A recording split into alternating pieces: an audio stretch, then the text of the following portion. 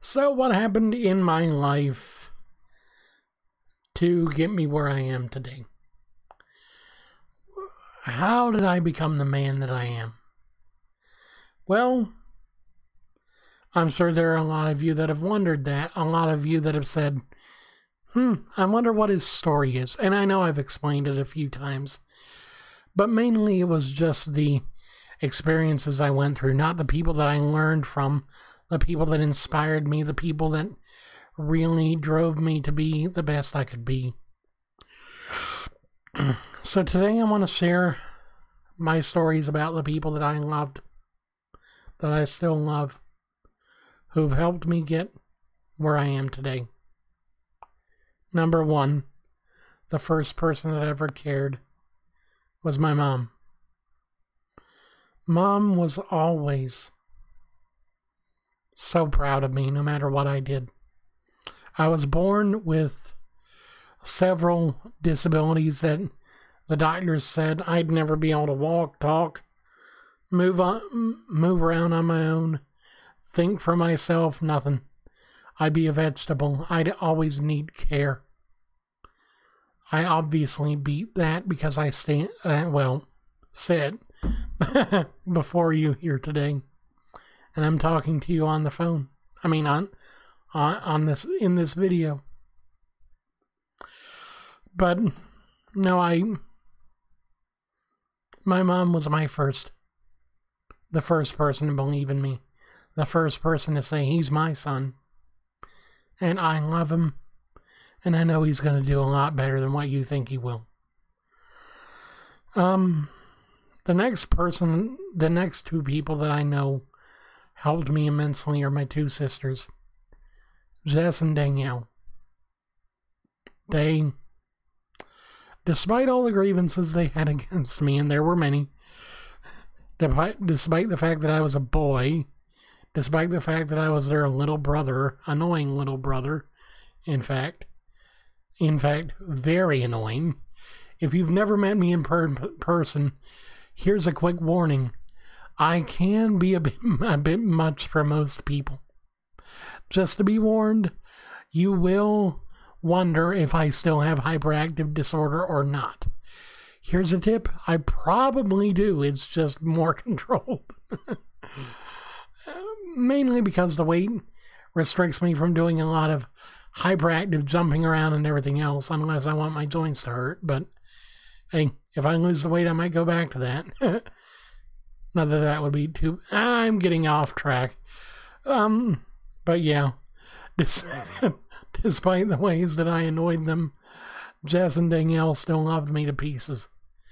Jess is the firstborn, Danielle's the secondborn. I'm the baby of the family. Go figure. But, it figured.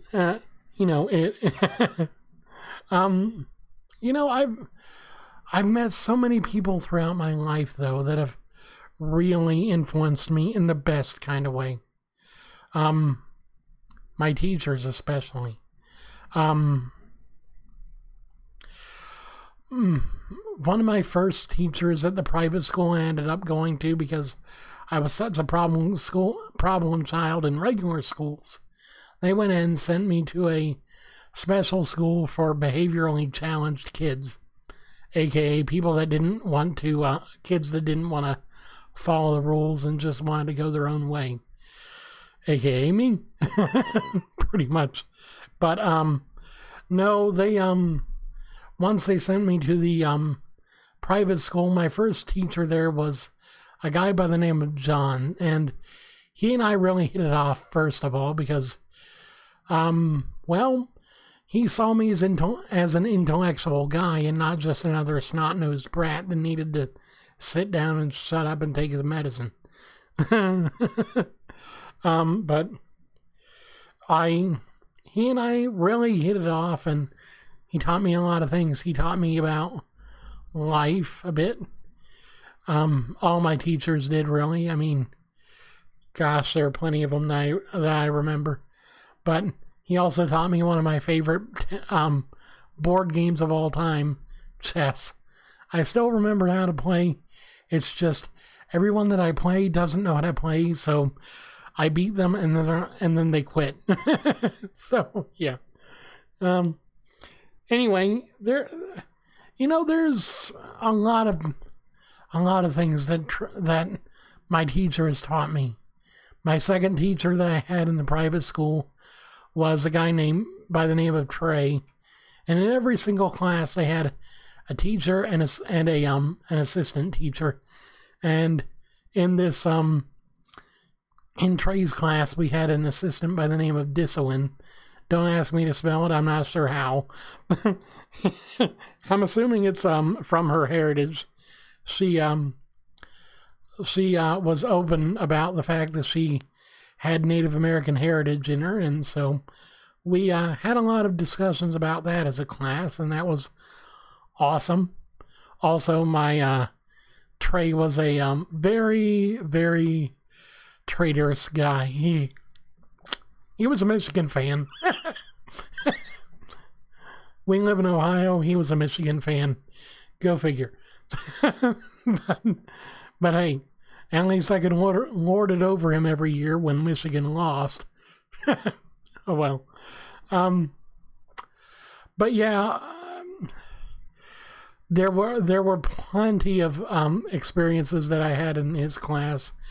I remember one time we actually made paving stones where he got circular pieces of concrete and got some Quickcrete that we mixed up and poured in around a basically it was nothing more than a duct tape mold. Him and duct tape. I tell you what, he even had a duct tape themed calendar where every day of the month had another great use for duct tape. It's like, really? Come on, man. Another wonderful but kind of weird thing about him, he always wore shorts no matter how cold the weather was. It's like it could be 20 degrees out and he'd have a pair of shorts and a t-shirt on, and the only thing he'd put on over that is a coat. It's like, couldn't you at least get a trench coat? That way it'd cover your legs too. No, I'm good. He was something else, I tell you what. The final main teacher I had there was a woman by the name of Marie. Marie was awesome because she was not only one of my favorite teachers as well as the one that I probably got the closest to, but also she was, to be quite honest, she was my music teacher that really got me interested in learning how to play, write, read, and even sing music, to be honest. I don't write music much as far as actual notes. I do tend to write song lyrics, but usually I piggyback off of an already existing melody of some sort. That way it's not as difficult for me, but whatever works. I figure whatever works. But I figure if it hadn't been for her and the fact that I ended up joining show choir, which she led, I wouldn't have a love for music today like I do. The assistant in that class was actually a woman by the name of, oh good Lord, I can't remember her name. There were two of them, one for 1 year and one for another. Oh good Lord. Nancy was her name, I think. And she was awesome.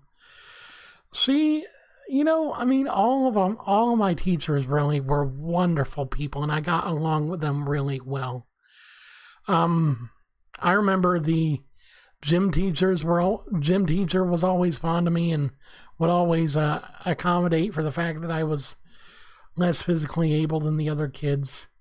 He would have me do stuff that would specialize in strengthening my joints and stuff. The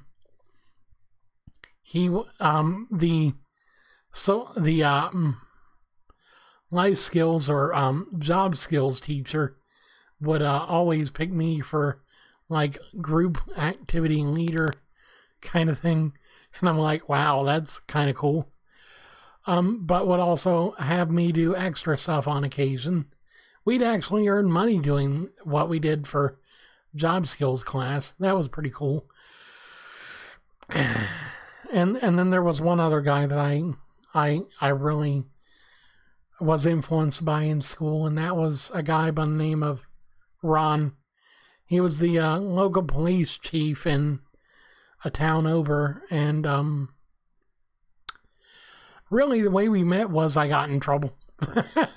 That was the main thing. I got in trouble. He was the one to respond to it, and he took a look at me for some reason and thought, you know what? I can mentor this kid instead of just throwing him in with the others. I mean, I still went to jail for a bit, but eventually he got me on community service, and he was the one that supervised me, and he started having me do other stuff with him. We would go places and do things that would both still be community service and stuff, but would also be nice. And then, of course, when he became one of the security, a security officer at our school, because that was around the time that started becoming commonplace for a lot of schools, he would quite often take me aside and give me life advice, especially when I had trouble with my hygiene at one point, because I was a very, very, very weird kid when it came to hygiene. I don't know why, but I never approached it with the most logical approach of, well, just wash as often as you can. No. But about a year after I got out of school in 2010. Oh God, that makes me old. He died. He was only in his mid-30s, maybe early 40s. And he died, and I remember going to his funeral and being so sad. Not for him, because I knew where he was. I knew what he believed. In fact, he was probably one of the first people to really try and maybe not educate, maybe not inspire, but just lead me back to the faith, lead me back to Christian living and good values. I remember he would usually get me, burn me CDs of Christian music that I could listen to when I got angry, because I had anger issues at that time. But I was so sad for me, because the last year of school, I didn't really say goodbye to him when the school year ended. I said goodbye to everyone else. I said goodbye to my teachers, to the friends I'd made. Oh, the friends I made. Just about every kid in the school knew my name. It's like, hi, Greg. Hi, Greg. Hi, Greg. I mean, a whole chorus of hi, Greg. And it's like, I remember this one guy. His name was George. He was disabled. He had what's known as giantism or whatever, and I'm not exactly sure what exactly it does, other than makes you grow a lot bigger than you probably should, and kind of affects your mental state. But he would always have a good word for me. He didn't talk much, but he talked enough when I was around that it's like, hey, he doesn't have any problem at all. It also surprised all the teachers when he would talk to my mom. But I just remember saying to myself, what am I going to do now? He was one of my best friends. Who's gonna help me learn about life now? But I started learning about life from other people. I started learning about life from my friend Mark, who basically I'd known since I was a kid anyway. A lot of these people that I know as friends knew me when I was just... Okay, I was born and I was about the size of two hands put together. Pretty much. I was about that size. I was premature, so yeah, that's probably accurate. About two hands put together, head in one hand, butt in the other. Pretty much. But no, I started learning a lot about life, but I never really learned enough to where I could actually live on my own. Probably never will, to be honest. I'll probably always have to have someone supervise me to some degree, just because my mental abilities aren't the greatest. But, you know, I think my lucky stars that I can think independently at all.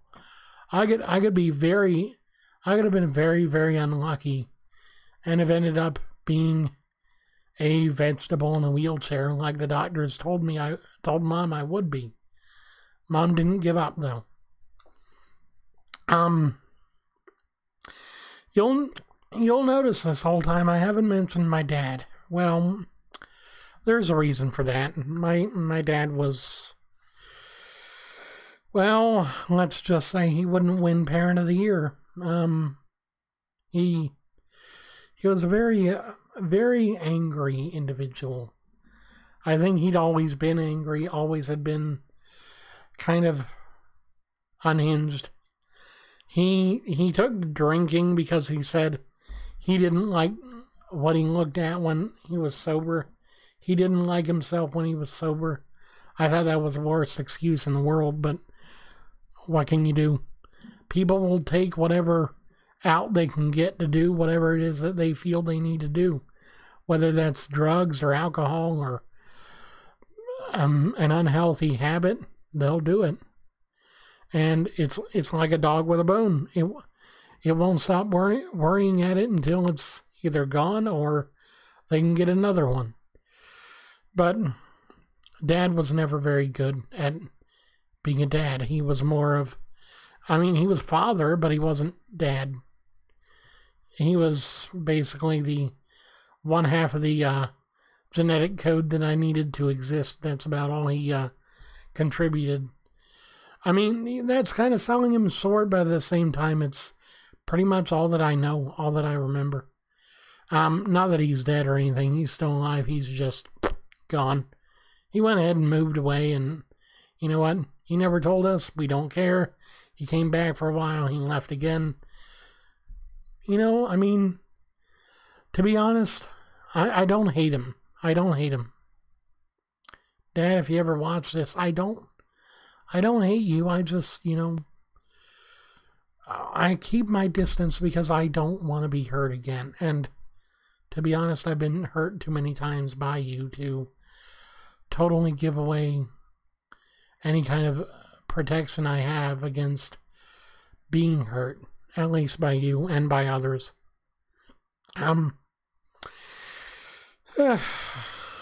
This has been a very difficult video, I think. Memories coming back of days gone by. Well, what about recently? Who has inspired me? Who has helped me grow recently? Well, you all know one of the guys. It's Stephen Williams, Boogie2988. The guy that just won't quit no matter what. Granted, he has struggles like we all do. And right now he seems to be going through a pretty rough struggle of either his marriage dissolving or him just having marital issues where he and his wife had to work it out. But either way, I think he's still a great guy because he inspired me in so many ways. He inspired me to make this channel, to be honest, if I really want to be honest with you. He made a video about a couple years ago that really got to me, where he said something along the lines of, you know what, if you don't ever start, you're never going to get going. If there's something you want to do in life, do it. And that really resonated with me. And I'd been watching a lot of YouTubers for several months when that video finally went up. And I'm like, you know what? I'm going to do something. And I made my first video on my crappy 7-inch Samsung tablet. Now, specs-wise, as far as the hardware, it was great, but as far as the camera, nope. The first few videos I ever made looked like horrible, grainy videos for the 1980s, I tell you. 1980s. Really? Come on. Could have been worse. It could have been like 120, 144, 260p. But, you know, whatever. Yeah, I really just, I think for the most part, I'm just glad that I turned out okay. Through all the bad, through all of the bull crap I had to go through all the mishaps that I ended up having to deal with. The people that told me that I'd never do anything productive with my life. The people that said that I was the worst thing since anything or whatever. You know, just my detractors that basically wanted me to feel bad. Despite all of that, I managed to be do a pretty good job at getting better and being better every day. And I hope to continue that for the rest of my life. And if I don't, well, feel free to come to my door, knock on my door, have me open the door and smack me over the forehead with a piece of, I don't know, a rolled up newspaper. Do something to wake me up, because frankly, if I ever get to the point where I say, oh, well, I can just live my life and I don't have to improve because what's the point? Please wake me up, because I'm definitely going to sleep. Yeah. Anyway, I think that's basically it. I think that's all I want to really say today. I mean, there are a few others that have really inspired me. You guys, for one, I mean, you guys have definitely been my main factor for staying here on the channel, of course. Not only that, but, you know, I mean, it gives me something to do during the day other than just sitting around in bed or sitting around on the couch or doing nothing but playing video games or something and not getting any real work done or any productive stuff done. But, you know, I mean, thank you so much. Thank you so much for being my fans, my followers, my subscribers, my viewers, my friends. I think I said friends twice, didn't I? And well, you're still my friends, so yeah. Because I said friends multiple times, you're definitely my biggest friends right now. Thank you very much. Have a great day. I'll see you guys again, hopefully very soon. I love you.